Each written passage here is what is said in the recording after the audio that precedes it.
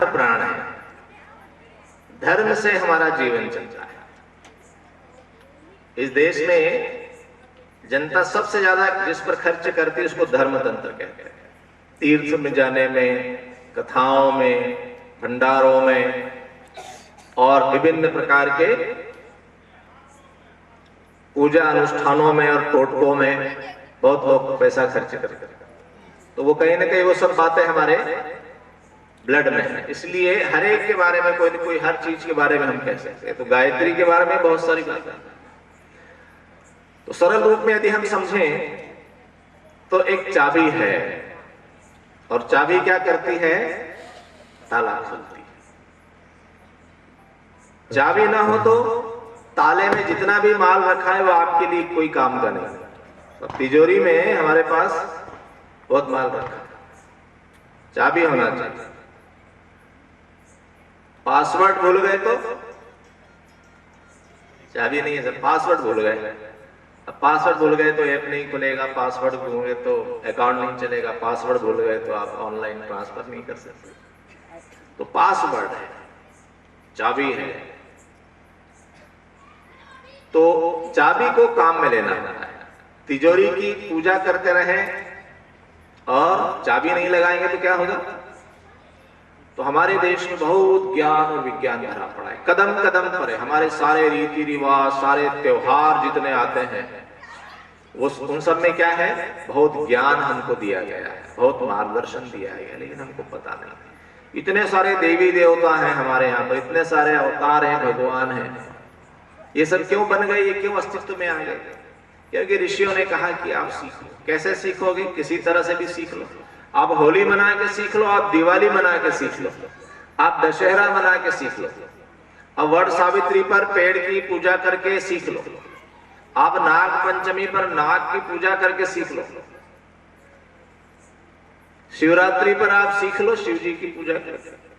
तो पूजा तो की साहब हमने, है ना? शिवरात्रि की पूजा सबने की, और शिवरात्रि की दिन तो बड़ी धूम रहती है, सुबह से शाम तक घर में भी बड़ी धूम रहती है। क्या हो रहा है? कल शिवरात्रि है साहब, कौन कौन करेगा व्रत? अरे बड़ा पहले दिन से चलो भाई कल शिवरात्रि, आज शाम को जरा ढंग से खा लो, फिर अगले दिन सुबह से शिवरात्रि चालू, भैया आज जरा अच्छी दूध वाली चाय बनाना शिवरात्रि। फिर क्या क्या सामान, बिल्कुल साबुदाना, मूंग तमूक, ये वो ढेर सारे पकवान उस दिन घर में बनते हैं, और सुबह से शाम तक यही उधम चलता रहता है। तू खाएगा कि नहीं खाएगा, ये खाए कि नहीं खाए, कि ये ले आना, तो वो साबुदाने की पपड़ी, तो वो फलाहार का मिर्ची बड़ा मिलता है। आपके यहाँ मिलता होगा, दुकानें लग जाती है सब फलाहार में खाने के, नमकीन है, दुकान लगी हुई। क्या हो रहा है? बोले शिवरात्रि। शिवरात्रि का क्या मतलब होता है पता है? नहीं पता। शिव जी का क्या मतलब होता है पता है? नहीं। लक्ष्मी माता का क्या मतलब होता है? लक्ष्मी हमको क्या देती है? नहीं पता है। अच्छा, बजरंगबली हमारे लिए क्या कर सकते हैं? रामचंद्र जी के मंदिर आपके गांव में है। अच्छा, कृष्ण का मंदिर भी है, जन्माष्टमी आप मनाओगे, जन्माष्टमी तो कृष्ण हमको क्या बताने आए थे, क्या सिखाने आए थे? रामचंद्र जी को देखकर हम क्या सीखें? इतनी सारी तिजोरियां भरी पड़ी है, ये हमारे जीवन को निहाल कर सकती है, सारे दुख दूर कर सकती है, लेकिन इन तिजोरियों की चाबी हमारे पास नहीं है।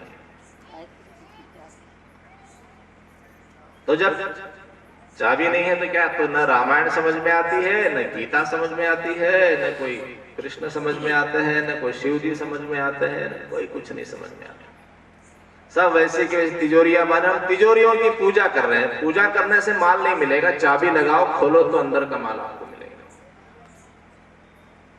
है ना? रामायण पाठ आपके यहाँ होता है ना? कैसा होता है रामायण पाठ? तो सब अखंड रामायण करेंगे। तो ज्यादातर अखंड रामायण जब होती है जब पानी नहीं गिरता, देर हो जाती है ना पानी गिरने में, तो फिर लोग बोलते हैं अखंड रामायण करो। अरे नहीं नहीं नहीं, आप सुनो। और वहां से वो चरण पादुका ले आया, चरण पादुका रखी और कहा कि मेरे भैया जमीन पर हैं तो मैं जमीन से नीचे रहूंगा। तो जमीन से इतना गड्ढा खोद के नीचे रहते थे। फुटबॉल बना दिया राज्य को, इधर से लात मारना उधर से। और उसी रामायण के देश में क्या होता है, आप कोर्ट में चले जाओ, कोर्ट में आपको भाई भाई के मुकदमे मिलेंगे, सबसे ज्यादा जमीन के झगड़े, प्रॉपर्टी के झगड़े, लड़ाई घर में पिताजी को बेटा झगड़ा, एक दूसरे पर मुकदमे कर रहे हैं। क्या है इस देश में? रामायण है, रामचरितमानस है। किस लिए लिखी थी? इसलिए थोड़ी लिखी थी कि रात भर रामायण पढ़ना और चाय पीते रहना और बीड़ियां पीते रहना और वो खाते रहना, गोली काली काली आती, इसलिए लिखी थी। कैसे? इसलिए कि परिवार कैसे चलाना, देखो बड़ा भाई कैसे होना चाहिए, देखो पिता कैसा होना चाहिए, देखो छोटा भाई कैसे होना चाहिए, देखो पत्नी कैसी होना चाहिए, है ना। तो सीता जी को जब जाना पड़ा वनवास अपने पति के साथ, तो वो कौशल्या माता से लिपट लिपट के खूब रोने लगे। तो कौशल्या माता ने कहा, बेटी तू क्यों इतना रो रही है, क्यों दुखी होती, मत जा तू यहीं रहे। उसने कहा, नहीं, वो तो जहां राम है वही मेरी अयोध्या है। बात वो नहीं है, बात ये है कि बड़े भाग्य से भगवान ने मुझे नहीं रहना।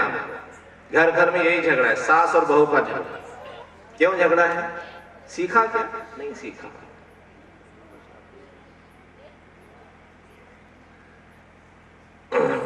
राजा दशरथ चारों राजकुमारों का ब्याह करके लाए राजा जनक की 4 लड़कियों से। घर में आए बहुओं को लेके, उन्होंने अपनी रानियों से कहा कि देख क्या है, बहू लड़किनी पर घर आई, रखियो नयन पलक की नाई।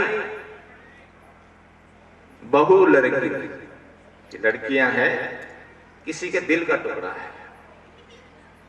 उसने हमको दिया है। सोच उसके कलेजे पे क्या बीत रही है। जिन लड़कियों को उसने अपने बच्चों को जवान किया, पढ़ाया लिखाया, जो भी कुछ बनाया, वो हमको दी है, ये उसके कलेजे का टुकड़ा है। रखियो नयन पलक की नाई। नयन पलक का मतलब ये कि आंख और ये पुतली झपकती है, आंख के सामने ऐसा करो तो झपकेगी। क्या है ये? हमको रामायण से क्या हो गया? फिर हमारे परिवारों में झगड़े क्यों है? फिर संपत्ति को लेकर झगड़े क्यों है? फिर सास बहू में फटकार क्यों है? एक लड़की बहू बनकर आती है, वो ये क्यों नहीं समझती कि ये भी मेरी माँ है? ठीक है, जैसी माँ मुझे कोई 2 बात कहती थी, वैसे 2 बात ये भी कह देती, तो क्या दिखाने वाली है? क्या बात है? कहाँ जा रही? समझ में आ रही है? नहीं समझ में नहीं। गीता समझ में आ रही है?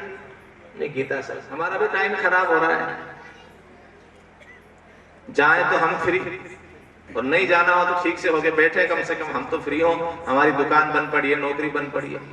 तो आप 18 अध्याय सुना दोगे गीता का, तो क्या हो जाएगा? इनकी मुक्ति हो जाएगी। सुनाई देता है? सुनाई नहीं देता। दिखाई देता है? नहीं दिखाई। जिसको सुनाई नहीं देता, जिसको दिखाई नहीं देता, जो बेहोश पड़ा है, उसको गीता सुना। गीता इसलिए लिखी थी, गीता इसलिए लिखी थी, गीता लिखी थी 18 साल के बच्चे को आप गीता सुनाइए।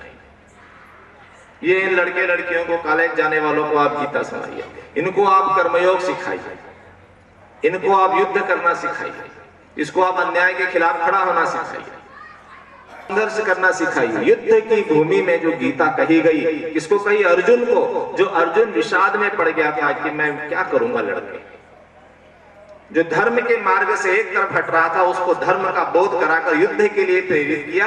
ऐसी गीता को हम लोग पढ़ते ही नहीं। पूजा करते हैं, पूजा करते हैं, पूजा के घर में रखी है। रामायण गीता कहाँ रखी है? लाल कपड़े में बांध के पूजा के घर में रखी है। धूल चढ़ती है, कभी साल में एक आध धूल हटा लेते हैं, बस पढ़ते हैं। उसको ड्राइंग रूम में होना चाहिए, उसको हमारी स्टडी टेबल पर होना चाहिए, उसको हमारे बिस्तर के बगल में होना चाहिए कि हम शाम को घंटा भर उसको पढ़ें, क्योंकि उसमें वो ज्ञान है जो हमारे जीवन के सारे कष्ट तो मिटाएगा, लेकिन हमारे अंदर एक अग्नि पैदा करेगा। लेकिन हम पढ़ते हैं? नहीं पढ़ते। चाबी हमारे पास है, पढ़ते हैं तो समझ में नहीं आता। ऐसा सबसे ज्ञान। शिव जी की शिवरात्रि की दुर्गति आपने देखे ही नहीं, किस तरह से हम बस सीखा हमने। शिव गरल पीते हैं। शिव क्या पीते हैं? जहर पीते हैं। आज लोग शिव के नाम पे भांग पीते हैं, गांजा पीते हैं। तो नशेड़ियों की जमात खड़ी हो गई, शिव मंदिर में बैठ के वो गांजा पी रहे हैं, सबको अफीम खिलाना सिखा रहे हैं। शिव जी की बूटी है। किसने कहा शिव जी की बूटी? शिव वो थे जो माइनस टेम्परेचर में रहते हैं और वहां रहकर विश्व के कल्याण के लिए तप करते हैं। जो सारे अनिष्टकारी तत्वों को नियंत्रण में रखते हैं, सांप बिच्छू उनके गले में लिपटे हुए हैं। और जो इतना आशुतोष है, इतने कम से कम में काम चलाता है कि जानवर का चमड़ा ही लपेट लिया, ज्यादा कहां चक्कर में पड़े, ठीक है गुफा में ही रह लिए, इतना आशुतोष कम से कम में काम चलाता है। और विकराल इतना है कि जब गुस्सा आ जाए तो दुनिया थर थर कांपने लगे। अनीति अत्याचार को जो सहन नहीं करता, अस्त्रता को सहन नहीं करता, ऐसे शिव की हम पूजा करते हैं, लेकिन उसके नाम पर हमने गंजेड़ी और नशेड़ियों की फौज इकट्ठी हो गई। क्या इसको शिव की पूजा है? समझ में नहीं आया। हम जाने नहीं। क्यों नहीं जाने? क्योंकि हमारे पास चाबी नहीं। उस चाबी को कहते हैं गायत्री। और एक समय था कि हमारे देश में जब हम जीवंत और जागृत हुआ करते थे, और ऋषियों ने परंपरा चला रखी थी कि एक बच्चा 9 साल का हुआ, अब इसकी यज्ञोपवीत संस्कार कराइए, अब इसको दीक्षा दीजिए, अब इसको गायत्री मंत्र से जोड़िए ताकि इसके अंदर की प्रतिभा विकसित हो, ये बुद्धिमान होने के साथ साथ विवेकवान बने, ये सत्य को समझ सके, सही गलत का चुनाव कर सके, क्या लेने योग्य है, क्या छोड़ने योग्य है, मेरे जीवन का उपयोग क्या है, मेरे जीवन की संभावनाएं क्या है, मेरा स्वभाव क्या है, मेरा मूल स्वरूप क्या है, वो जान सके और ऐसा जानकर फिर इस संसार के लिए कुछ करे, इस संसार में एक अच्छा व्यक्तित्व विकसित हो। इसलिए गायत्री मंत्र हम यज्ञोपवीत करवा के देते थे। आज यज्ञोपवीत संस्कार भी खत्म हो गया, गायत्री मंत्र भी खत्म हो गया, और हमारा जीवन कैसा हो गया? भर्तृहरि महाराज कहते हैं, ये शाम न विद्या न तपो न दानम ज्ञानम न शीलम न गुणो न धर्मः ते मृत्युलोके भुवि भारभूता मनुष्य रूपेण मृगाश्चरन्ति। ये शाम न विद्या न तपो न दानम, विद्या प्राप्त नहीं की, तप नहीं किया, दान नहीं किया, ज्ञान प्राप्त नहीं किया, जिन्होंने अपने शील की रक्षा नहीं की, जिन्होंने दान नहीं किया, ये शाम न विद्या न तपो न दानम ज्ञानम न शीलम न गुणो न धर्म, जिन्होंने अपने जीवन में गुणों को विकसित नहीं किया, जो धर्म के मार्ग पर नहीं चल रहे हैं, ते मृत्युलोके भुवि भारभूता, इस मृत्युलोक में, इस धरती के भार स्वरूप मनुष्य रूपेण मृगाश्चरन्ति, मनुष्य के रूप में साक्षात पशु विचरण कर रहे हैं। आज हम सबका जीवन ऐसा हो गया, सुबह से शाम तक पेट और प्रजनन, पेट और प्रजनन, पेट कैसे भरेगा, बच्चे कैसे पालेंगे, पेट कैसे भरेगा, बच्चे कैसे पालेंगे। इसके अलावा तीसरी बात कोई है हमारे जीवन? ये प्राकृतिक अवस्था है। हर जीव जानवर जन्म लेता है, प्रकृति उसके अंदर 2 चीजें डालती है। पहला कहती है पेट भरो, खाओ। छोटे सा बच्चा जन्म लिया, उसकी जुबान पर कुछ लगाइए, वो चाटेगा, खाएगा, गले से नीचे उतारेगा, और जवान हो जाएगा तो नर को मादा की और मादा को नर की जरूरत लगेगी, आवश्यकता लगेगी, स्त्री को पुरुष और पुरुष को स्त्री चाहिए, क्योंकि प्रकृति चाहती है कि आप बच्चे बढ़ाते रहो, संसार चलता रहे इसी तरह से। तो सारे जीव जंतु उसी चक्र में घूमते रहते हैं, उससे बाहर नहीं निकल पाते, और अज्ञान के कारण मनुष्य भी उसी चक्र में घूमता रहता है, अपने जीवन का कोई उपयोग नहीं कर पाता। तो गीता में भगवान कहते हैं कि ये बुद्धि जो हमको मिली है, ये परमात्मा को पाने के लिए, इसको पेट भरने की चिंता में लगाना इसका सबसे निकृष्ट उपयोग है। निकृष्ट उपयोग मतलब एकदम हल्का उपयोग, इसका कोई उपयोग नहीं, ये मतलब ऐसा हम उसको किस लिए मिली है? परमात्मा को जानने के लिए। क्या हमारी उस तरफ गति है? इसलिए हमारे यहाँ 9 साल के बच्चे को, 10 साल के बच्चे को गायत्री मंत्र दिया जाता था, दीक्षा दे दी जाती थी, और रोज सुबह प्रातः काल ब्रह्म मुहूर्त में उठ के गायत्री मंत्र की उपासना करो ताकि तुम्हारी बुद्धि में वो ज्ञान पैदा हो, वो प्रकाश पैदा हो, और तुम सन्मार्ग पर चलो, श्रेष्ठ मार्ग पर चलो, उचित मार्ग पर चलो। तुम्हारा जीवन के निरर्थक न चला जाए, छोटी छोटी चीजें इकट्ठी करने में तुम्हारा जीवन न चला जाए। ऐसा है हमारे ऋषियों ने ये परंपरा बनाई। इसीलिए हमने गायत्री को कहा ये अमृत है, ये पारस है, ये कल्प वृक्ष है, ये महाविद्या है, ये ब्रह्म विद्या है, जो मनुष्य के अंदर ब्राह्मणत्व को जागृत करती है। युग ऋषि ने कहा कि आने वाला समय ब्राह्मणत्व का होगा। ब्राह्मणत्व अर्थात जो पवित्र जीवन जीता है, जो विवेकवान जीता है, जो प्रकाशमान जीवन जीता है, जो साहसपूर्ण जीवन जीता है, जो प्राणवान होकर जीवन जीता है, जो डरता नहीं है, जो डर के कारण समझौते नहीं करता है, ऐसा जीवन हर मनुष्य जिएगा तो क्या होगा, हमारा देश विश्व की रक्षा करेगा। कैसे करेगा? इसलिए उन्होंने कहा कि पहली चीज गायत्री उपासना। वो गायत्री जो हमारी वेदों की विद्या है, उसको हमको घर घर तक पहुंचाना पड़ेगा, उसको हमको जन जन तक पहुंचाना पड़ेगा। और वो मनुष्य का कल्याण करेगी, वो सही रूप में मनुष्य को देवता बनाएगी। इसीलिए उन्होंने जो अभियान शुरू किया उसका उन्होंने उद्देश्य रखा, मनुष्य में देवत्व का उदय, धरती पर स्वर्ग का उत्तर। क्या समाधान है सारी समस्याओं? एक ही समाधान है कि मनुष्य को समझदार बनना पड़ेगा, मनुष्य को याद दिलाना पड़ेगा, मनुष्य को कहना पड़ेगा था, अरे तुम कहां भटक गए, सही मार्ग पर चलो, कल्याण के मार्ग पर चलो। तो मनुष्य जब जागेगा, मनुष्य जब सन्मार्ग पर चलेगा तो सारी परिस्थितियां ठीक हो जाएगी और परिणाम स्वरूप धरती पर स्वर्ग जैसा वातावरण बनेगा। इसलिए उन्होंने एक बड़ा अभियान चलाया। भारतीय संस्कृति का जो पहला महत्वपूर्ण सूत्र है, उन्होंने कहा कि इसको घर घर पहुंचाइए। करोड़ों लोगों को उन्होंने गायत्री मंत्र दिया, करोड़ों लोगों ने गायत्री मंत्र की उपासना की, कर रहे हैं और उनके जीवन में वो परिणाम आना शुरू हुए। एक ऐसा व्यक्ति जिसका सम्मान नहीं था, जिसको कोई नहीं पूछता था, गायत्री उपासना करने लगा, आज जो बड़े बड़े काम करवा रहा है। क्यों करवा रहा है? हजारों आपको उदाहरण मिल जाएंगे। आप पुस्तकें कोई पढ़ेंगे, गुरुदेव के संस्मरण वाली पुस्तकें लोगों ने लिखी है, अपने संस्मरण बताए हैं। सब हम तो ऐसा जीवन जीते रहते हैं कि बाजार में कोई हमको 5 रुपए खुले नहीं दे, उधार देना तो दूर की बात है। वो पूजनीय हो गए।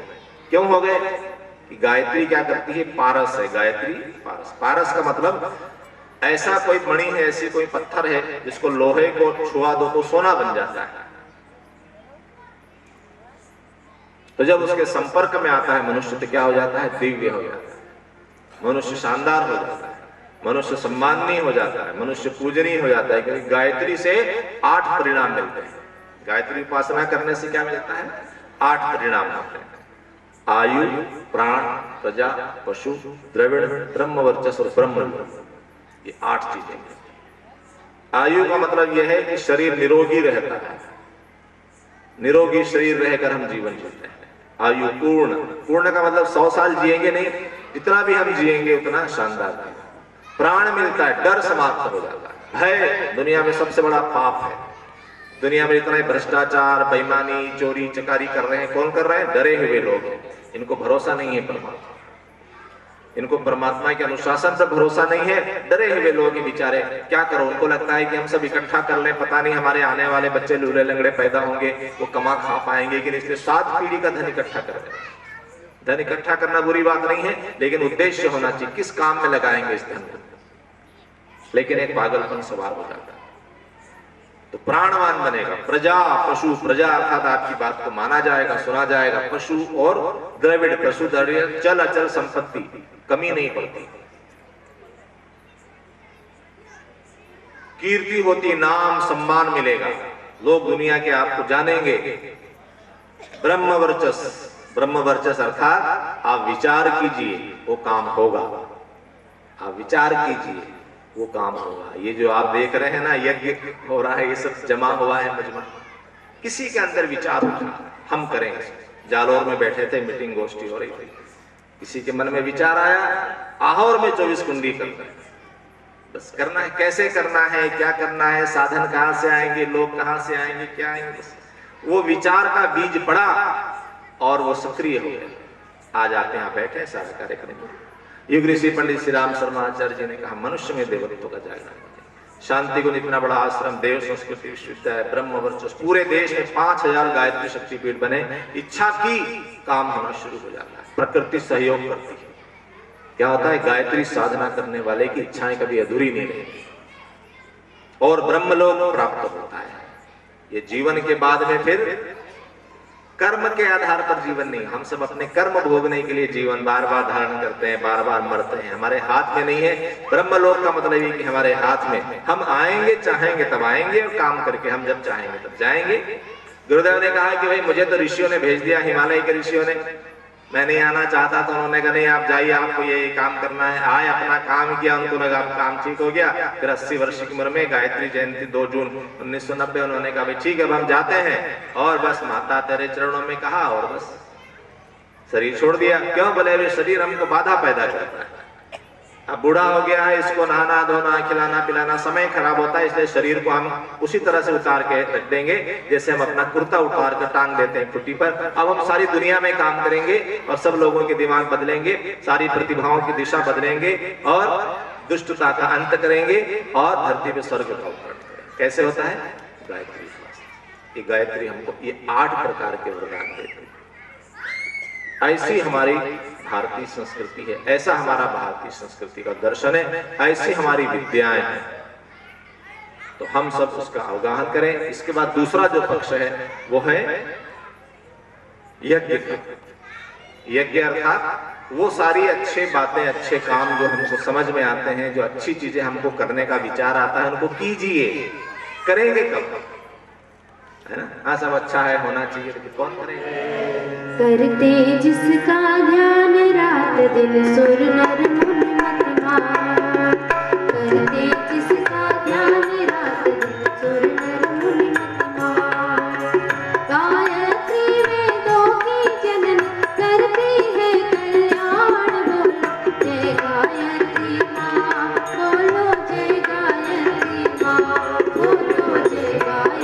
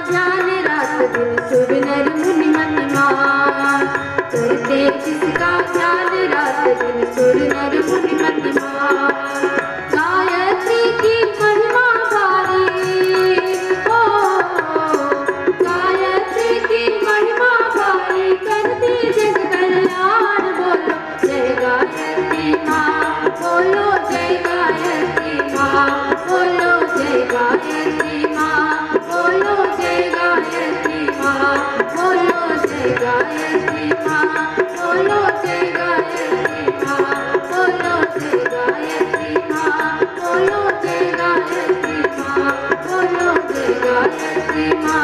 बोलो जय गायत्री माँ।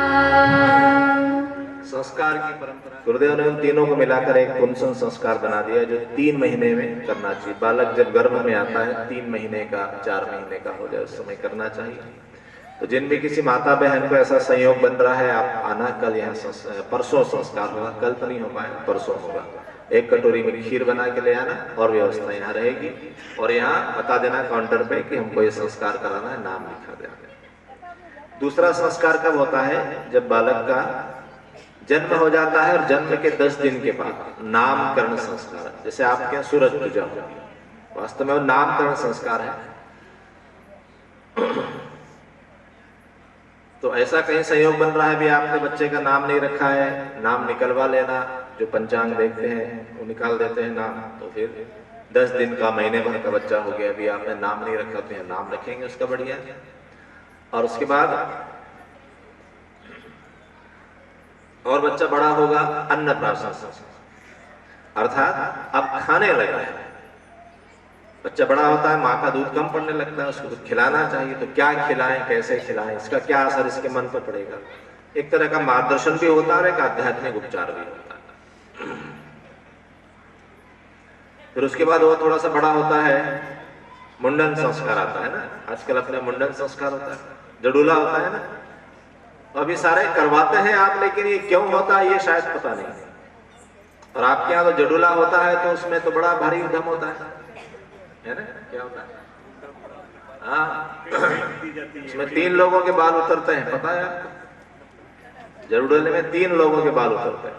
एक तो बच्चे के बाल उतरते हैं, फिर उसके पिताजी के बाल भी उतर जाते हैं और मामा के भी उतर जाते हैं।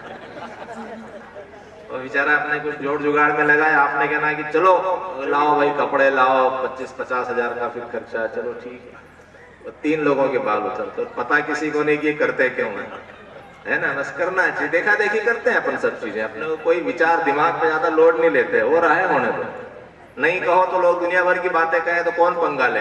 इसलिए जो हो रहा है होने दो, थोड़ा बहुत खर्चा होगा, उससे ज्यादा क्या होगा। तो पूर्व जन्म के संस्कार जो होते हैं ना, जो जीव हमारे यहाँ जन्म लेकर आया है, अपने पूर्व जन्म के अच्छे बुरे संस्कार लेकर। बैठो तो 5 मिनट का 5 मिनट बैठ 5 मिनट बैठ जाओ, बस खत्म कर रहे हैं। ज्यादा लेट हम नहीं चलाते, 9 बजे हमारा आखिरी होता है। तो ये जो जीव हमारे यहाँ पर आया है, ये पुराने अच्छे बुरे संस्कार लेकर आया है। तो मुंडन के माध्यम से उसके कुसंस्कारों को हटाकर शुभ संस्कारों को विकसित करने की एक प्रक्रिया होती है। मानसिक ऑपरेशन होता है इसका, मानसिक शल्य क्रिया होती है। और ये सारे संस्कार यज्ञशाला में होते हैं, चाहे जहाँ नहीं होते। क्योंकि जैसे शरीर का ऑपरेशन करना हो तो चाहे जहाँ नहीं खोलते उसको, ऑपरेशन थिएटर में जाकर खोलते हैं। वहां उसको हाइजेनिक बना के रखते हैं, कीटाणु रहित बनाते हैं, कोई भी वहां जाता नहीं। डॉक्टर लोग भी मुंह ढके रहते हैं, सिर ढके रहते हैं, सब इस तरह से। तो इस तरह से हमारा जो मानसिक शरीर है, सूक्ष्म शरीर का ऑपरेशन करना है, उसके लिए यज्ञशाला एक ऑपरेशन थिएटर। यहाँ ऐसा वातावरण होता है कि यहाँ पर शुभ संस्कार ही बैठेगा, कुसंस्कार सारे मिट जाते हैं, सारे देव स्थापना हो जाती है, यज्ञ हो जाता है, तो यज्ञ में सारे कुसंस्कार दूर होते हैं। तो ये मुंडन संस्कार होता है या जडूला होता है। उसके बाद फिर बालक थोड़ा बड़ा होता है, स्कूल जाने लग गया, 4 साल 5 साल 6 साल का, तो फिर विद्यारंभ संस्कार। ये बच्चे को पढ़ने तो भेज रहे हैं, लेकिन इसको पढ़ के क्या करना है, ऐसा हमको भी क्लियर होना चाहिए और अपने बच्चे को भी समझ में आना चाहिए बात कि हमें पढ़ाई क्यों कर रहे हैं, है ना। पढ़ाई हम इसलिए कर रहे हैं कि हम सीखें, शिक्षा प्राप्त करें और कुछ न कुछ हमारे अंदर टैलेंट होना चाहिए। वो हम, क्योंकि समाज में हम एक बच्चे को दे रहे हैं तो बच्चा कैसा होना चाहिए, टैलेंटेड होना चाहिए, प्रतिभावान और स्वावलंबी होना चाहिए। हम ऐसा बच्चा दे दें कि नहीं साहब इसको कुछ आता भी नहीं है, न कोई तमीज है इसको, न कोई ये कमा के खाता है, तो समाज पे बोझ हो जाता है। तो समाज पे बोझ न हो हमारा बच्चा, पढ़े लिखे, सब चीजें सीखे, स्वावलंबी हो, साथ साथ में विद्यावान बने, अच्छा आदमी भी बने, समझदार, ईमानदार, जिम्मेदार, बहादुर, एक अच्छा व्यक्तित्व भी विकसित हो। इसके लिए शिक्षा विद्या दोनों चीजें, ये दोनों चीजें हमारे बच्चे में विकसित हो रही है कि नहीं, ऐसा हमको भी पता पड़े, माता पिता भी उसके लिए जागरूक रहे और समय आने पर बच्चे को हम वो सारी बातें भी सिखाएं स्कूल की पढ़ाई के अलावा, जिससे उसका व्यक्तित्व अच्छा बने। इसको विद्यारंभ संस्कार बोलते हैं। गणेश जी और सरस्वती का पूजन करके फिर ये विद्यारंभ संस्कार होता है। फिर बच्चा थोड़ा बड़ा होता है, जब 9-10 साल का होता है तो यज्ञोपवीत संस्कार, जनेऊ पहनाइए, सबको पहनना चाहिए। कोई जाति विशेष का नहीं, केवल ब्राह्मण लोग जनेऊ पहनेंगे दूसरे नहीं पहनेंगे, ऐसी कोई बात नहीं, सबको जनेऊ पहनना चाहिए। लड़कियों का भी जनेऊ संस्कार होता है, ये सारे संस्कार लड़कियों के भी होते हैं। आप ना समझना है कि लड़के के, कि संस्कार आत्मा का हो रहा है, जीवात्मा का हो रहा है, शरीर का नहीं हो रहा है। शरीर का तो हम रोज संस्कार करते हैं, नहा धो लेते हैं बढ़िया ये वो, तो शरीर का संस्कार, लेकिन वास्तव में शरीर ये संस्कार जीवात्मा का संस्कार हो रहा है, क्योंकि जीवात्मा को विकसित होना है ना शरीर में। शरीर तो ऐसे रहेगा और ढल जाएगा थोड़े बहुत, तो ये क्या है संस्कार। फिर बड़े हुए 20-22 साल 25 साल तो विवाह संस्कार होता है। अपने विवाह संस्कार में बड़ा धूमधाम और बड़ा शोर शराबा और बहुत पैसा खर्च होता है, लेकिन विवाह संस्कार क्यों होता है, हम विवाह क्यों करते हैं, ये हमको पता नहीं रहेगा, कोई बताता भी नहीं। पंडित जी को इसीलिए बुलाया जाता है कि बताएं कि भाई विवाह संस्कार क्यों हो रहा है, लड़के को बताएं लड़की को बताएं दोनों, लेकिन वो भी बताते नहीं, उनको भी जल्दी जल्दी रहते और आप भी नहीं चाहते कि ये टाइम खराब करे, इसलिए पंडित जी जल्दी जल्दी सब निपटाओ। तो थोड़ा कंकु चावल इधर उधर किया, नहीं किया, जाओ, है ना। तो जो बहुत जीवन का आधार है, हमारे सामाजिक जीवन का आधार क्या है, गृहस्थ है। अच्छी गृहस्थी चलेगी तो समाज अच्छा बनेगा। अच्छी गृहस्थी के लिए हमारे वर वधू जो हैं वो यदि समझदार हुए, उनको यदि पता है कि गृहस्थी कैसे चलाना, हमारी जिम्मेदारी क्या है, हमारे कर्तव्य क्या है, ऐसा उनको पता होगा, तब तो वो अच्छी गृहस्थी चलाएंगे। नहीं तो यदि विवाह हमारे केवल शरीर के आधार पर होने लगे, केवल मौज मस्ती की कल्पना लेके विवाह करने लगे, तो मौज मस्ती कितने दिन चलेगी। शरीरों से तो उब जाओगे, पदार्थ से तो उब जाते हैं, कितने दिन तक। फिर क्या होगा, फिर विरक्ति शुरू होगी, क्योंकि जीवन का आधार योग नहीं है, जीवन का आधार भोग हो गया। तो भोग आधारित जीवन जियोगे तो उब जाओगे, उब जाओगे तो फिर झगड़े पैदा हो जाएंगे, क्योंकि जो शरीर आज दिख रहा है हमेशा ये ऐसा नहीं रहेगा, ना इतना सुंदर रहेगा, ना हमेशा इसकी लाली बनी रहेगी, ना ये सब ढीला ढाला होके, और ये शरीर जो है ये, लेकिन हम कल्पना बना रखते हैं। और आजकल टीवी ने और सिनेमा ने क्या हुआ, ऐसी स्त्री हमारे सामने खड़ी कर दी जैसी वास्तव में होती नहीं, और ऐसा पुरुष हमारे सामने खड़ा कर दिया जो वास्तव में होता नहीं। रंग लगा लगा के, चिकना चुपड़ा बना बना के ऐसी स्त्री ऐसा पुरुष बना दिया। तो इसीलिए हमारी बहनें बेचारी उसके पीछे परेशान रहती, ब्यूटी पार्लर में जा इतना चेहरे पर रंग लगवाती है कि अरे आप जैसे हो वैसे बढ़िया हो भाई, ऐसे ही होते हैं, है ना। वो जो टीवी में फिल्मों में दिखाते हैं ऐसी स्त्रियां नहीं होती, चमड़ी चमड़ी जैसी रहेगी, इस पे पसीना भी आएगा, इस पे रिंकल्स भी पड़ेंगे, इस पे सब होता है, बाल आज हैं अच्छे कल सफेद भी होंगे, सब होगा। तो लेकिन यदि हमने मूल तत्व को जाना कि हमारे यहाँ धर्म कार्य है, विवाह का मतलब है धर्म कार्य, हम धर्म मार्ग में प्रवृत्त हो रहे हैं, क्योंकि जीवन का उद्देश्य है परमात्मा की दिशा में आगे बढ़ना। उसके लिए अभ्यास करने के लिए गृहस्थ एक तपोवन है, जिसमें संयम सेवा और सहिष्णुता की साधना करना पड़ती है।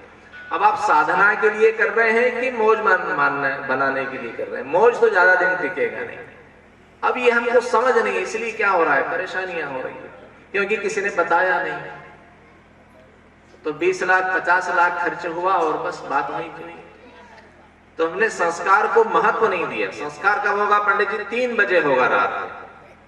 क्यों भाई, सारे तमाशे पहले कर लोगे, अब तुम संस्कार के लिए 3 बजे का टाइम देके 5 बजे आकर बैठे। अब क्या करें, आपको आंखों में नींदें आ रही, झपक रहे हो, नहाए तो तुमको 20 घंटे हो गए, 2-3 बार खा चुके, अब यहाँ यज्ञ करने आज संस्कार, आप क्या तुम्हारा संस्कार कराएंगे। तो जो चीज सबसे महत्वपूर्ण है, जो सबसे प्रमुखता से होना चाहिए, उसको हमने सबसे हाशिए पे डाल दिया। नाचो गाओ, स्टेज पे फोटो खिंचाओ, डीजे पे कूदो, खाना खाओ खिलाओ, बस सारे फिल्मों को देख देख के हमने क्या कर लिया, अपने जीवन की बर्बादी के रास्ते खोल लिए। और हमारे ऋषियों ने जो हमको अच्छी चीजें दी है जिससे हमारा जीवन सुंदर बन सकता है, उनको हमने भुला दिया, भूल गए हम जानबूझ के। हमने कैसे बैकवर्डनेस है, क्या फर्क पड़ता है, क्या मंत्र बोलना और क्या पूजा पाठ से क्या होता है। तो फिर ठीक है, तकलीफें उठाते रहो, जीवन में जहर घुलता जाएगा, क्योंकि अमृत को आपने बैकवर्डनेस कर दिया। जो आपके जीवन में अमृत आ सकता था, जो आनंद आता था, उसको ध्यान नहीं दिया। तो ये विवाह संस्कार बड़ा महत्वपूर्ण संस्कार है। और उसके बाद फिर अगला संस्कार कब होता है, तो गुरुदेव ने कहा कि विवाह दिवस संस्कार, चलो हर साल आप एनिवर्सरी मनाओ और एनिवर्सरी में फिर देखो कि पिछला जीवन कैसा जिया, आगे क्या क्या सुधार करना है। गृहस्थ जीवन के नियमों का पालन किया गया। फिर उसके बाद 50 वर्ष की उम्र हो गई तो वानप्रस्थ, 50 साल की उम्र हो गई तो आपके बच्चे 20-20 साल के तो हो गए, 50 की उम्र, 55 की उम्र, 60 की उम्र लगा लो, बच्चे बड़े हो गए, काम धंधा संभाल लिया, स्वावलंबी हो गए। अब आप क्या करोगे? अब आप बैठे बैठे देखोगे कि पता नहीं ये काम ठीक से कर रहे हैं कि नहीं कर रहे हैं। जब बच्चा आपका 15 साल का 18 साल का था, वो जब कुछ काम नहीं करता था, हाँ ये ले 100 रुपए ला, हिसाब दे मुझे, दिया कि कितना खर्च किए, कि वो कि क्या आ रहा है क्या। अब आपके बच्चे कमाने खाने लग गए, कारोबार संभाल लिए, अब भी आप उनसे पूछते रहोगे मुझे नहीं बताया, मुझे नहीं बताया, तो वो अरे यार आपको क्या लेना देना है, आप आराम से बैठो ना, हम सब कर रहे हैं ना। अब नई बहू आ गई, वो भी परिपक्व हो गई, अपना घर संभाल लिया, सासू जी बैठती है, हाँ क्या बनाया, ये क्या तल्ले की आवाज आ रही है, इतना घी आया था खत्म कैसे हो गया, शक्कर इतनी आई थी कहाँ चली गई, अरे वो सब घी पी गई। उसकी गृहस्थी उसको संभालने दो ना, आप क्यों उसको परेशान कर। अब आप क्या करो, आप घर से बाहर निकलो। वानप्रस्थ का मतलब वन की तरफ मुंह कर लो, अब आपकी तैयारी है। तो घर वाले निकाले नहीं, उसके पहले आप ही निकल जाओ, समाज की सेवा करो, निकलो बाहर। समाज से आपने इतना लिया है, समाज को दीजिए। क्या देना है समाज को? समाज में अच्छाइयां बढ़ाइए, समाज में सत्प्रवृत्ति वाले कार्यक्रम कीजिए, यज्ञ कीजिए, अच्छा साहित्य बांटिए, बच्चों को संस्कार दीजिए। पहले अपने देश में कोई राजा लोग कोई शिक्षा विभाग नहीं बनाते थे, जैसे आज सरकारों ने शिक्षा विभाग बना रखे। तो शिक्षा का काम कौन संभालता था? वानप्रस्थी और सन्यासी लोग संभालते थे। एक गुरुकुल में वानप्रस्थी लोग हैं, उम्र हो गई, चलो भाई छोटा छोटा कोई संस्कारशाला खोल ली, गुरुकुल खोल लिया, और वो जो 50, 60, 70 साल का व्यक्ति वो 3, 4 साल, 5 साल, 10 साल के बच्चों को ज्ञान दे रहा है। क्या ज्ञान दे रहा है? उसके जीवन भर का अनुभव बता रहा है। वो किराए का आदमी नहीं है, वो तनख्वाह पे चलने वाला आदमी नहीं है, वो वेतन भोगी नहीं है, वो समाज की सेवा कर रहा है कि इन बच्चों को शिक्षण देना, इनके व्यक्तित्व का विकास करना मेरी जिम्मेदारी है। और वो जो छोटे छोटे बच्चे हैं वो उस 60 साल के व्यक्ति से शिक्षण ले रहे हैं, बताइए उनका जीवन कितना शानदार बनेगा। आज एक जो लड़का है जो 20-25 साल की उम्र में टीचर बन गया, उसके अपने मौज शौक पूरे नहीं हो रहे हैं। अभी वो खुद जींस टी शर्ट पहन के घूम रहा है, उसका खुद खाने पीने का शौक है, अभी उसकी खुद की हीरोगिरी गई नहीं। वो बच्चों को क्या सिखाएगा? सिलेबस पूरा करवाएगा, सिलेबस तो करवा देगा, लेकिन उनके व्यक्तित्व को नहीं बना पाएगा। तो ये क्रम चलता था कि वानप्रस्थी और सन्यासी ब्रह्मचारियों को शिक्षण दे रहे हैं, ऐसा एक क्रम अपने आप चलता रहता है। तो वानप्रस्थ का अर्थ होता है कि हम निकलिए बाहर घर से। देख रहे हैं ना हमारे यहाँ इतने सब बाबूजी लोग, ये सब वानप्रस्थी है, इनके घर परिवार है, कारोबार है, बाल बच्चे हैं, सब हैं, लेकिन क्या हुआ, इन्होंने कहा बस ठीक है, अब अपना अपना संभालो, हमको अपनी जिम्मेदारी। तो ये करेगा कौन? समाज में अच्छे काम कौन करेगा? सब लोग घर में बैठे रहेंगे, बच्चों की नाक साफ करते रहेंगे, बहुओं को डांटते रहेंगे, सब उनमें, तो घर में कलह क्लेश मचेगा और अपमान मिलेगा। बहुएं कहेंगी जरा बाहर जाएं तो हम जरा कुछ ढंग से हंसे बोले, दिन भर यहाँ बैठे रहते हैं तो बस दिन भर मुंह ढाक कर रहना पड़ता है, बोलना नहीं। निकलो घर से, शांति कुंज जाओ, वहां जाके सीखो, 1 महीने का शिविर करो, समय दान करो, किसी शक्तिपीठ पे जाओ, और जब बेटा बहू घर में 10 बार बुलाए, बाबूजी आइए, बच्चे याद करते हैं, तो फिर आप जाइए, फिर आपका बड़ा सम्मान होगा, अरे साहब हमारे बाबूजी आए। क्योंकि ये उम्र है, ये तरीका है जीवन जीने का। छोड़िए, छोड़ने का अभ्यास बनाइए। छोड़ने का अभ्यास बनाओगे तो एक दिन मुक्त हो जाओगे, पकड़ पकड़ के रखोगे तो भूत बन जाओगे। मेरा ये, मेरा वो, मेरा मकान, मेरा फलाना, कुछ नहीं, 1 सेकंड में जाने वाला है। आंख बंद हुई कि जल्दी रवाना करो, जल्दी इनका लकड़ी लाओ, ये लाओ, वो लाओ, तो खुद ही मर जाओ, मर जाओ, ठीक है भाई। बाकी संसार के लिए, घर वालों के लिए हम अभी से अपने आप मर जाते हैं बच्चे, तो है नहीं है बराबर, हम भी फ्री वो भी फ्री। ये जीवन का तरीका है, आनंदित रहने का तरीका है। तो वानप्रस्थ, वानप्रस्थ के बाद अंत्येष्टि संस्कार, मृत्यु हो गई तो अग्नि में शरीर को कर दिया, यज्ञ कर दिया। अभी हमने हवन सामग्री जलाई, अभी तक हमने घी का आहुति की, अभी हमने लकड़ी की आहुति की, अब हम अपने आप को आहुति कर देते हैं, वो भी एक यज्ञ हो गया। भगवान आपने शरीर दिया हमको, हमने इसका खूब अच्छा उपयोग किया, अब ये काम का नहीं रहा, अब हम इसको देते हैं। फिर से नया शरीर देना, बढ़िया शरीर देना, ताकि और जीवन का आनंद उठाए और संसार की सेवा करे। यज्ञ है ना अंत्येष्टि संस्कार। फिर मरणोत्तर, मरणोत्तर का अर्थ होता है कि दिवंगत आत्मा को विदाई देते हैं। ठीक है, हम आपसे जुड़े हुए हैं, आपके प्रति हम कृतज्ञ हैं, हम उसको स्मरण रखें और विदाई करते हैं, आप शुभकामना करते हैं। क्योंकि हर व्यक्ति अपने अपने कर्म ही भोगता है, हम उसके कर्म तो भोग नहीं सकते, अपने कर्मों के अनुसार उसकी सद्गति या दुर्गति होगी, लेकिन हमारी ये ड्यूटी बनती है कि उसके प्रति हम सद्भावना रखें और उसके प्रति हम क्या करें, कृतज्ञता रखें, क्योंकि उनके कारण हमारा जीवन है। तो ये इस तरह से संस्कार की प्रक्रिया होती थी। किसी समय 16 संस्कार थे, गुरुदेव ने कहा कि 10 संस्कार ये और 2 एक्स्ट्रा संस्कार जोड़े, जन्म दिवस और विवाह दिवस। तो ऐसा किसी का योग बन रहा है तो आप यहाँ बता देना और संस्कार करवाना। आप देखिए, आप जानिए, और ये कोई नई बातें नहीं है। आप ये मत कहना है गायत्री वाले ऐसा करते हैं, गायत्री परिवार वाले, नहीं, कोई नई बात नहीं है इसमें। ये सब हमारी प्राचीन विधियां हैं, ये सब हमारी प्राचीन संस्कृति के बातें हैं, लेकिन बहुत सी चीजें बिखर गई, हम भूल गए। गुरुदेव ने उसको फिर से यहाँ पर लाके रखा और हम सबको उन्होंने जागरूक किया और उसका लाभ लेकर करोड़ों लोगों ने अपने जीवन को बदला है। ये सौभाग्य आपके जीवन में भी आया है। चलें अब शान्तिरन्तरिक्षं शान्तिः पृथिवी शान्तिरापः शान्तिरोषधयः शान्तिः वनस्पतयः शान्तिर्विश्वे देवाः शान्ति ब्रह्म शान्तिः सर्वं शान्तिः शान्तिरेव शान्तिः सामा शान्तिरेधि। ॐ शान्तिः शान्तिः शान्तिः सर्वारिष्ट सुशान्तिर्भवतु।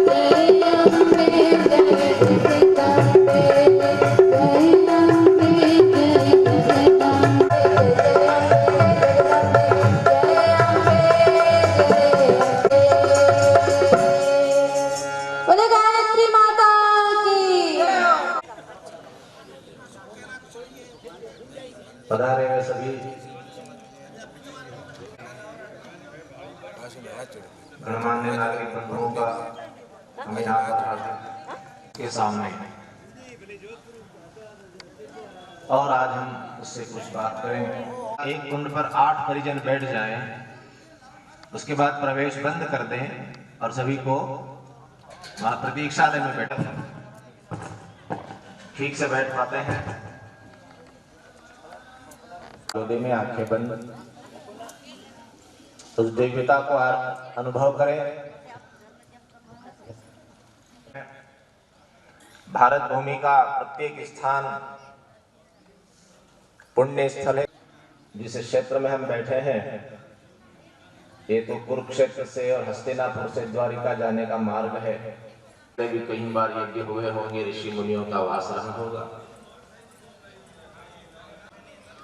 हमको जन्म मिला इस भारत भूमि में, देवताओं की भूमि है, ऋषियों की भूमि का सौभाग्य आज हम सभी को प्राप्त हो रहा है। उस अहोभाव को अनुभव करें। भर्गो देवस्य धीमहि धियो यो नः प्रचोदयात्। ॐ भूर्भुवः स्वः तत्सवितुर्वरेण्यं भर्गो देवस्य धीमहि धियो यो नः प्रचोदयात्। ॐ भूर्भुवः स्वः तत्सवितुर्वरेण्यं भर्गो देवस्य धीमहि धियो यो नः प्रचोदयात्। अभी ऋषि ने कहा कि यज्ञ हमारे जीवन के लिए बहुत आवश्यक है। इस रूप में यज्ञ को मनाया है। ये यज्ञ के 3 घटक होते हैं और यज्ञ का एक अर्थ और होता है त्याग, बलिदान। त्याग करना होता है, बलिदान करना होता है। जो लोग, जो कौमें, जो देश, जो जनता त्याग और बलिदान नहीं करती वो नष्ट कर दी जाती है, गुलाम बना दी जाती है। मैं मेरा, मैं मेरा, मैं मेरा जब प्रबल हो जाता है, ऐसी भावना सब तरफ व्याप्त हो जाए तो समस्याएं कोई बड़ी नहीं, छोटी छोटी समस्या है। कोई समस्या मनुष्य से बड़ी नहीं है, परंतु जब अधिकतम लोग लेने लेने का भाव करने लगते हैं तो संसार में समस्याएं बड़ी हो जाती है। मुझे मिल जाए, मेरा अधिकार मिल जाए, मेरा अधिकार मिल जाए, मुझे चाहिए, यहाँ से। अगर व्यवस्थाएं ठीक चलेगी तो आपका जीवन सुखी रहेगा। ये भी काम आइए, ऐसा दिव्य यज्ञ आज हम यहाँ पर करने जा रहे हैं।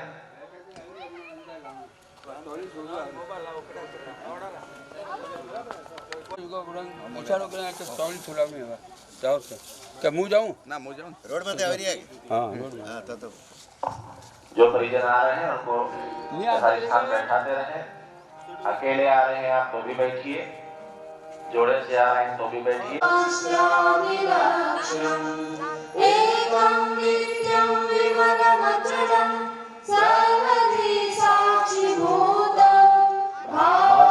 व्यवस्था को बनाए रखने में सहयोग करें। ये कलश हमसे कहता है, इसलिए ऋषियों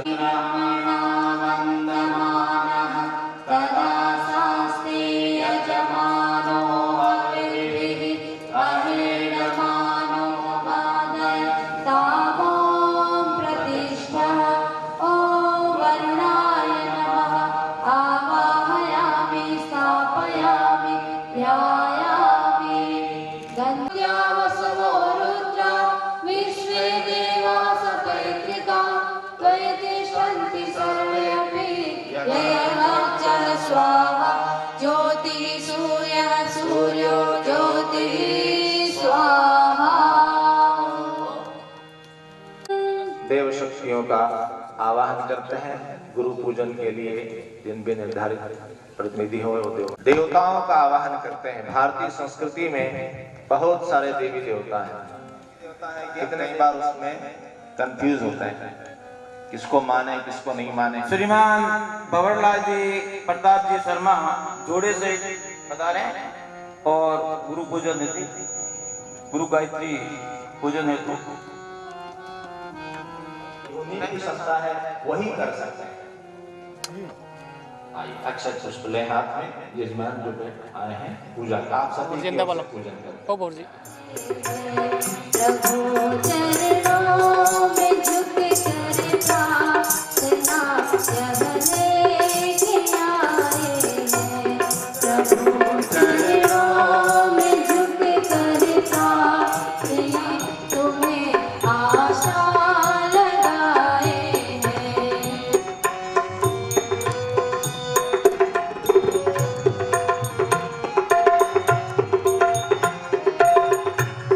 प्रभु आचार्य आसन पर विराजे, कर कृपा हम पर।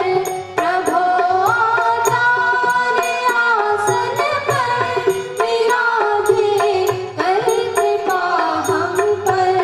विराजे, कर कृपा हम पर। प्रणीता और संरक्षण लघुजा ढूंढ पाए हैं। प्रणीता और जय श्री गणेशाय नमः। आवाहयामि स्थापयामि ध्यायामि।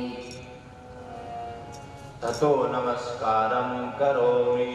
ओम चोदयन्ता पावमानि द्विजाना आयु प्राणं प्रजा पशु कीर्तिं द्रविणं ब्रह्मवर्चसा।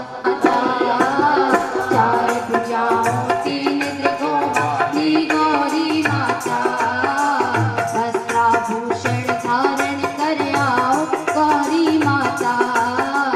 वस्त्राभूषण धारण कर आओ गौरी माता। देश धर्म अखिल विश्व के धारक हो या सारा राष्ट्र सुखी। अखिल विश्व के धारक हो दिग्विजय देव संस्कृति के बल संचार करो। महायज्ञ में आहुतियाँ स्वीकार करो। जन कल्याण कश्च योनिमसतश्च विवः। ओम ब्रह्मणे नमः। आवाहयामि स्थापयामि ध्यायामि। भगवान विष्णु को आवाहन करते हैं। आहुतियाँ स्वीकार करो। जन कल्याण करो। एकादश रुद्र लोकपति हे कपालधारी। करो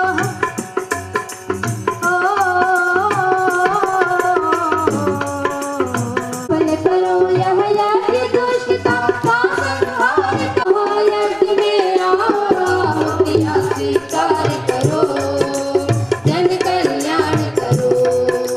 महायज्ञ में आहुतियाँ स्वीकार करो। जन कल्याण करो। वेद माता को नमन। वेद माता देव माता विश्व माता को नमन। ओम गायत्री आवाहयामि स्थापयामि ध्यायामि। माता सरस्वती को आवाहन करते हैं। जो बैठे चरणों में तिहारे। जो बैठे चरणों में तिहारे। उस वाणी मिले कंठ समर्पित गान समर्पित। कंठ भाव हमारे अर्पित श्रद्धा भाव हमारे। सुखदाता तुम लक्ष्मी माता।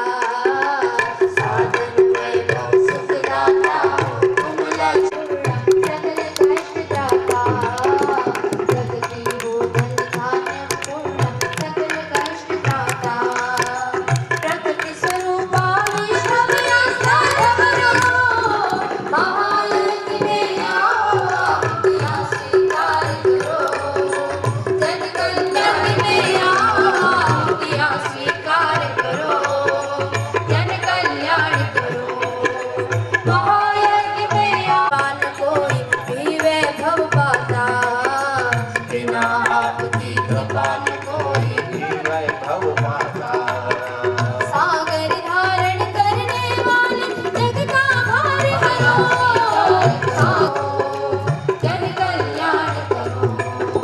महायज्ञ में आओ आहुतियाँ स्वीकार करो।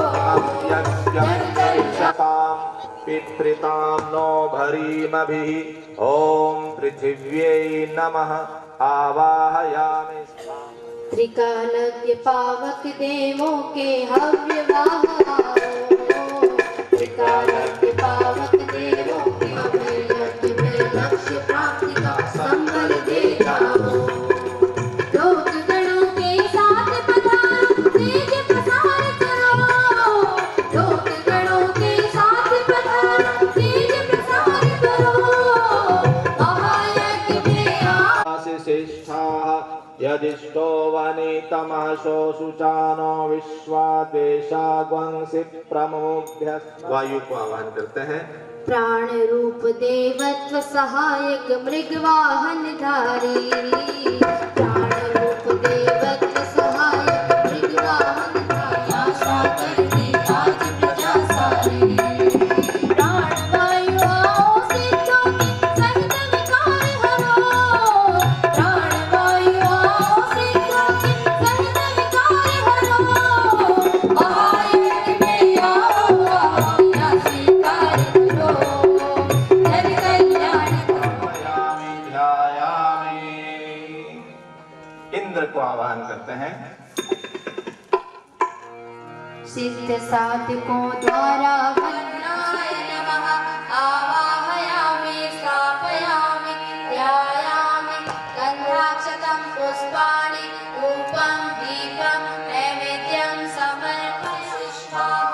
यदिष्टो वनितमशो शुचानो विश्वादेशाग्वंसि प्रमुद्यस्मकामि स्थापयामि ध्यायामि।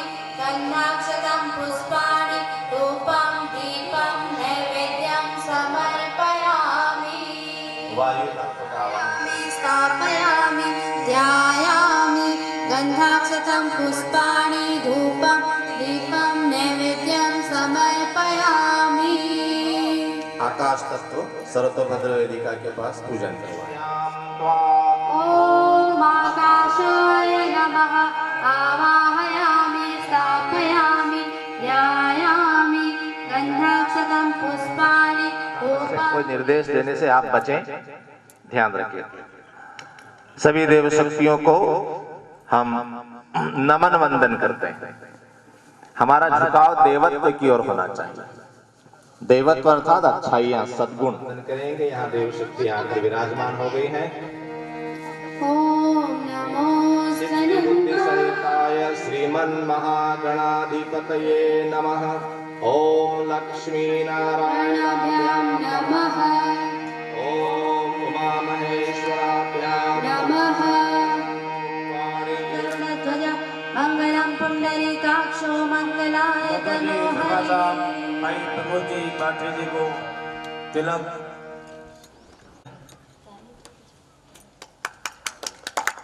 कवि से श्रीमान बकाराम जी भाई साहब से निवेदन है कि पाठक जी भाई प्रमोद जी पाठक जी को साफा पहना करके आप उनका अभिनंदन करावें। श्रीमान बकाराम जी प्रजापत से निवेदन। तालियां तो बजाएं, तालियों में तनी सी क्यों कर रहे हो? 24 कुंडी गायत्री महाजीवर आहोर नगर के लिए बड़े ही सौभाग्य की बात है कि करीब 15 वर्षों बाद वापस आहोर की धरती पर 24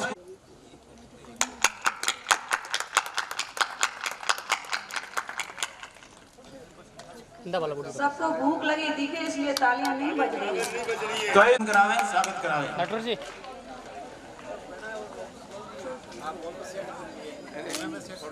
परमात्मा विश्व निर्मा सुखी रहे सब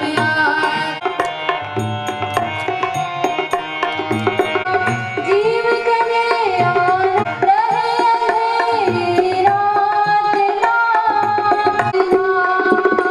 रहे अंधेरी रात सुखी रहे सब निधिपति गंगा वसो मम अहम जान गर्भधम त्वम जासि गर्भधम विश्ववेदाः स्वस्ति नस्तारिक्षो अरिष्टनेमिः स्वस्ति नो बृहस्पतिः प्रदिशः सन्तु मह्यम्बः ॐ विष्णोरनुरसि विष्णो ध्रुवोऽसि वैष्णवमसि विष्णवे त्वा ॐ अग्निर्शान्तिरेव शान्तिः सामा शान्तिरेधि ॐ विश्व ॐ शान्तिः शान्तिः शान्तिः